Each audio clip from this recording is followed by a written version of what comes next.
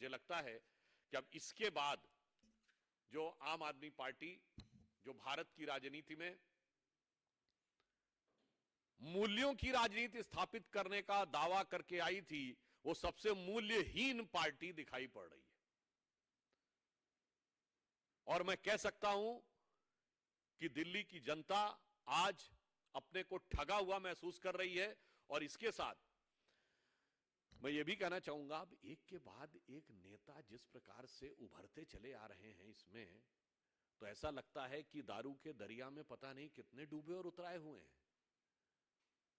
और मुझे तो वो पुराने गीत की पंक्ति याद आ जाती है, एक निकल रहा है मंत्री, फिर दूसरा डिप्टी सीएम, फिर तीसरा संसदीय दल का नेता, और अभी आगे अल्लाह जाने क्या होगा आगे।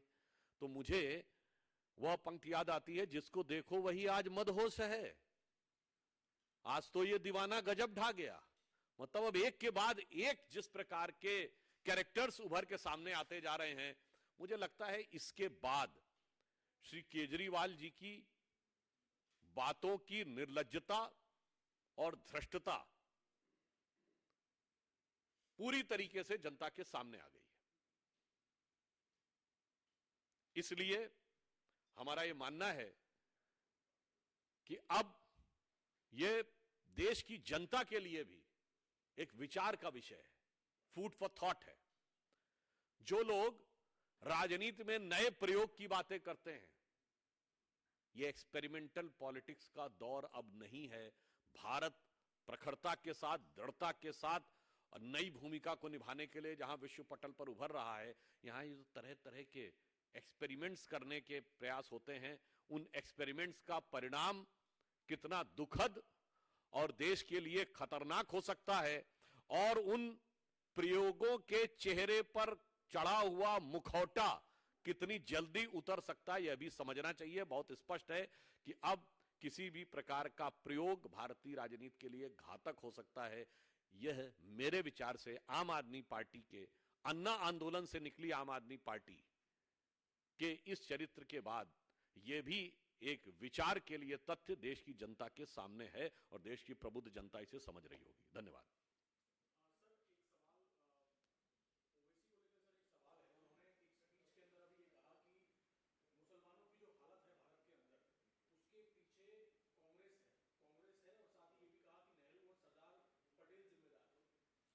देखिए, वो वैसे तो किस किस स्पीच में क्या क्या कहते रहते हैं उसके ऊपर टिप्पणी करना वो है, तो मुझे लगता है इस प्रश्न का उत्तर तो आप उनसे ज्यादा पूछें तो ज्यादा बेहतर होगा, कांग्रेस वालों से। हाँ, इतना जरूर मैं कहना चाहूंगा कि आज जो भी हालात है, यद्यपि यह बात मैं एक बार मैंने संसद में भी कही है, मैं पुनः कह देना चाहता हूं कि आज स्वतंत्रता के 75 वर्ष हो गए।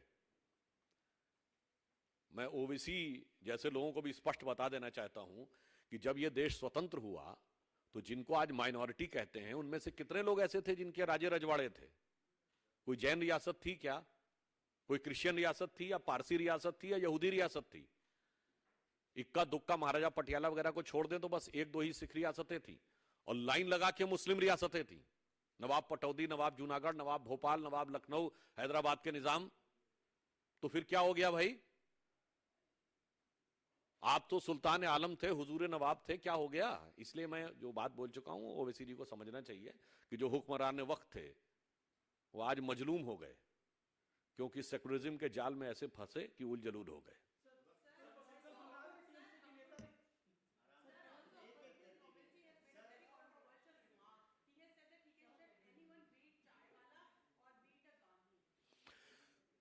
नहीं, क्या, कैन यू रिपीट?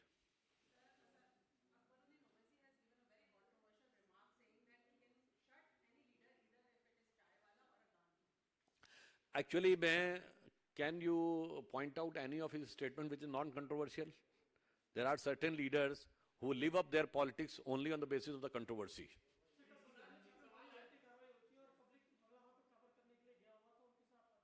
कहाँ?